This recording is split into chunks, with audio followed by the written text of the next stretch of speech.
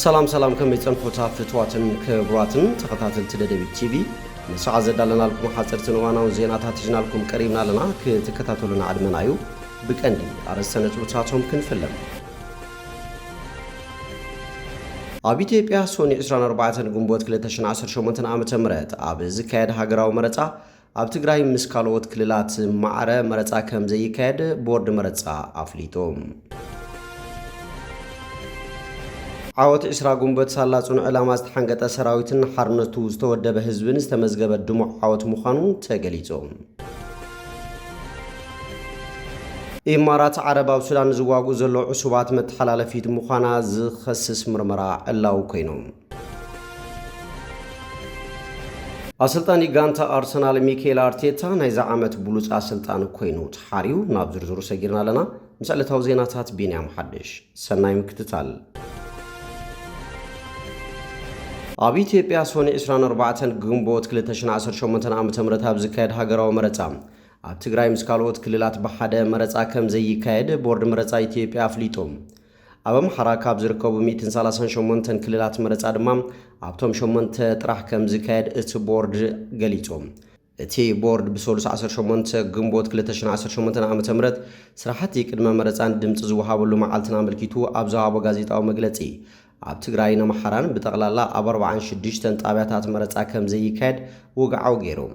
ኣካቢት ቦርድ ሜላት ወርቅ ኃይሉ ኣብ ትግራይ ኣብ 38 ናውጣታት መረፃ ኣብ ክልል ኣምሓራ ድማ ኣብ 8 ናውጣታት መረፃ ኣይካየድን ክትብል ገሊጻ ደቡብን ምዕራብን ጎንደር ኣምባሰል ኣብ ዳጋ ዳሞት ዝርከቡ ናውጣታት ድምፂ መረፃ ዘይወሃበሎም ከባብታት እቲ ክልል ከም ዝኾኑ ሓቢራ ወይዘሮ ሜላት ወርቅ ቶም መሃብ ድምፂ ዘይካየደሎም 8 ክልላት መረፃ ኣብ መጻኢ ከም ዝመርጹ እኳ ተዛረበት መዓዝ ዝብል ግና ኣይነጸረትን 6 ውድባት ፖለቲካ ካብ ሻብዓይ ሃገራዊ መረፃ ካብ ውድድር ወጻኢ ከም ዝኾኑን 42 ውድባት ድምፂ መረፅን ምርካብ ከም ዝነሓንሑን ድማ ተዛሪባ ካብቶም ኣብዚ መረፃ ዘይወዳደሩ 3 ውድባት ኣብ ትግራይ ዝንቀሳቐሱ ውድባት ፖለቲካ ዴሞክራሲያዊ ስምረት ትግራይ ስምረት ቃንጪ ሓቅን ትንሳኤ ሰብዓ እንደርታን ከም ዝኾኑ እውን ገሊጻ ፌደራሊስት ፓርቲ ሲዳማ ሲፌፓ ምንቅስቃስ ናጽነት ህዝብታት ጋምቤላን ጋህነን እውን ኣይከወዳደሩን ለሊ 10400 ሕጽያት ከም ዝተመዝገቡ ዝሓበረት ኣካቢት ቦርድ ሜላት ወርቅ ካብ 9 ውድባት ብመሰረት ዝተቐመጠሎም ገደብ ግዜ ንምምዝጋብ ዘድሊ ረቑሒ ብዘይምምልኦም 80 ሕጽያት ተነጺጎም ኢላ ይኹን እምበር ሶሻል ዴሞክራቲክ ኢትዮጵያ ኢሶዴፓ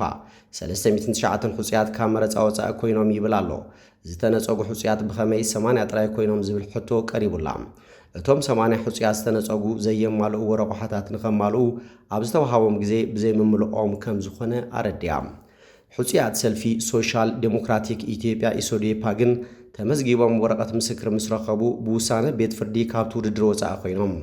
እዚ ሰፊሕ ኣፈላላይ ኣለዎም 8309 ሕጽያት ካብ ውድድር ወፃኢ ዝኾኑሉ ምኽንያት ከም ዘይራኸብ ገሊጻ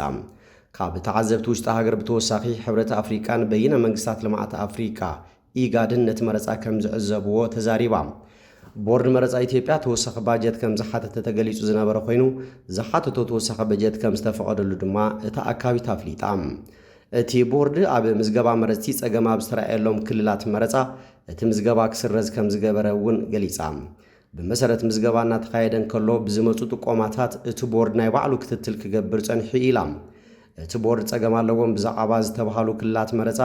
ብተንቀሳቓሲ ምስልን ብወረቐትን ዝተደገፈ መረዳእታ መሰረት ብምግባር ነቲ ምዝገባ ከም ሰረዞ ኣፍሊጣ ኣብ ክልል ኣምሓራ ኣብ ናውጣታት መረፃ ግምጃ ቤት ኣብ ክልል ሶማል ናውጣ መረፃ ሰገን ኣብ ኦሮምያን ቤንሻንጉልን ሓደ ናውጣ መረፃ ምዝገባ ካብ ዝተሰረዘሎም ከባብታት ከም ዝኾኑ ተዛሪባ መጻኢ ሶኒ ኣብ ዝካየድ ሃገራዊ መረፃ መረፅቲ ንኣብያተ ምኽሪ ክልልን ንቤት ምኽሪ ተወከልቲ ህዝብን ወከልቶም ክመርጹ እዮም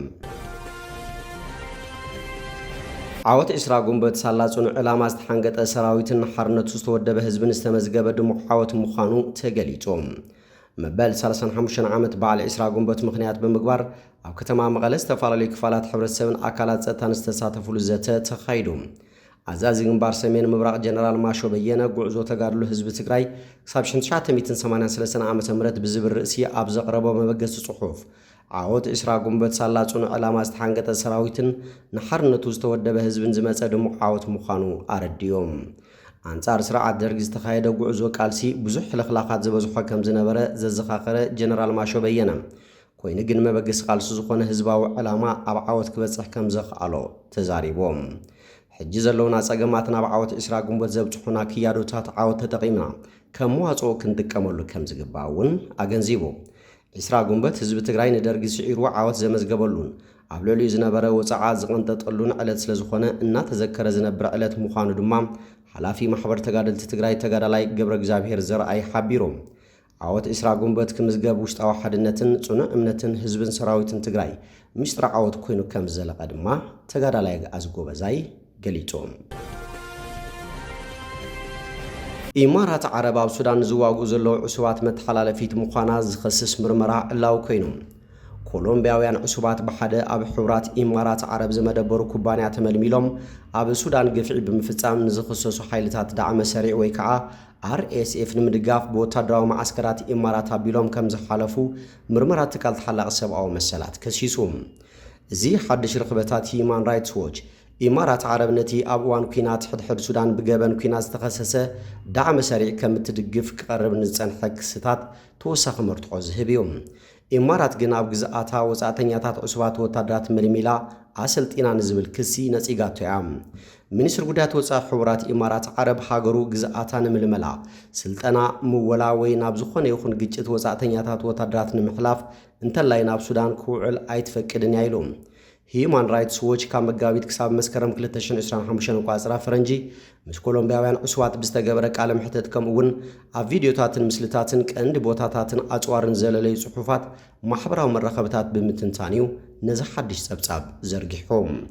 ኣብ ሱዳን ኣብ መንጎ ሓይልታት ዳዕመ ሰሪዕን ሰራዊት ሱዳን እናዓረገ ዝኸይድ ዝነበረ ወጥሪ ስዒቡ ብ15 ሚያዝያ 2023 ቋጽራ ፈረንጂ ናብ ቁልዕ ኩናት ከም ዘምርሐ ዝፍለጥ እዮም ካብ ሽዑ ጀሚሩ ልዕሊ 150,000 ሰባት በቲ ዓመት ከም ዝሞቱን ልዕሊ 12.9 ሚልዮን ድማ ከም ዝተመዛበሉን ይእመን ዳርጋ 9 ሚልዮን ኣብ ውሽጢ ሃገር ተመዛቢሎም ይርከቡ ኣብ ዝሓለፈ ወርሒ ኮንፍሊክት ኢንሳይትስ ግሩፕ ዝተባሃለ ጉዳያት ጸጥታ ዝትንትንን ዝከታተልን ትካል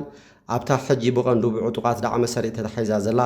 ምዕራባዊ ዞባ ሱዳን ዝኾነት ዳርፉር ተሳትፎ ኮሎምቢያውያን ዕሱባት ወታደራት ምህላው ገሊጹ ነይሮም እዚ ጸብጻብ HRW ድሕርቲ ኣብ ዝሓለፈ ወርሒ ብናይ ጸጥታ ትንታነ ትካል ኮንፍሊክት ኢንሳይትስ ግሩፕ ዝተገብረ መጽናዕቲ እዩ እዚ መጽናዕቲ እውን ኣብታ ሕጂ ብዓብይኡ ብዳዕመ ሰሪዕ ተታሒዛ ዘላ ምዕራባዊት ዞባ ሱዳን ዝኾነት ዳርፉር ተሳትፎ ኮሎምቢያውያን ዕሱባት ኣጉልሒሎም ፕሬዚዳንት ኮሎምቢያ ጉስታቮ ፔትሮ ዝሓለፈ ዓመት ነቶም ዕሱባት ወታደራት ኣካላት ሞት ክብሎም እንከሎ እቲ ምልመላ መልክዕ ዘይሕጋዊ ምስጋር ደቂ ሰባት ክብል ከም ዝገለጾ ይዝከር ሂዩማን ራይትስ ዎች እቶም ዕሱባት ቅድሚ ናብ ዳርፉር ምኻዶም መዕርፎ ነፈርቲ ኢማራት ዓረብ ሊብያ ቻድን ሶማልያን ከም መተሓላለፊ መስመራት ይጥቀምሉ ከም ዝነበሩ ይገልጽ ሓደ ዕሱብነት ትካል ኣብ ዝሃቦ ቃል ኣብ ፓስፖርትና ማሕተም ኣይገበሩልናን ብምባል ብኣቡዳቢ ኣቢሉ ከም ዝተጓዓዘ ኣመልኪቱ ኣቲና ወፂና ናብ ወታደራዊ ማዓስከር ክትወስደና ዝተዳለወት ኣውቶቡስ እውን ነይራ ምርመራታት እትተሓላቒ መሰላት ንኣባላት ሰራዊት ኮሎምቢያ ዝነበሩ ዒላማ ዝገበረ ስራሕ ፈተነ ሰብ ኣልቦ ነፈርቲ ኣብ ኣፍሪቃ ዝምልከት መዋዕውዕታት ዝዝርግሕ መርበብ ኩባንያታት ኮሎምቢያን ኢማራትን ከምዚ ተሳተፍሉ ይሕብር እቲ ምስ ፕሬዚዳንት ኢማራት ዓረብ ርክብ ኣለዎ ተባሂሉ ዝሕመቅ ኩባንያ ኢማራት ነቶም ኮሎምቢያውያን ወታደራት ኮንትራክት ናብ ሱዳን ንምስግጋር መንግስቲ ዝቆጻጸሮ ትሕተ ቅርጺ ከም ዝተጠቐመ ይኽሰስ ሂዩማን ራይትስ ዎች ብተወሳኺ ኣብ ኣቡዳቢ ዝመደበሩ ኩባንያ ነቶም ናብ ሱዳን ዝተዋፈሩ ኮሎምቢያውያን ኮንትራክተራት ንዕጡቓት ዳዕመ ሰሪዕ ከም ኣጋር ሰራዊትን መዳፍዕን ኦፐሬተራት ድሮናትን ተሽከርከርትን ኣሰልጠንቲ ኮይኖም ዘገልግሉ ታክቲካውን ቴክኒካውን ልምዲ ንምሃብ ከም ዝቆጽሮም ይኽሰስ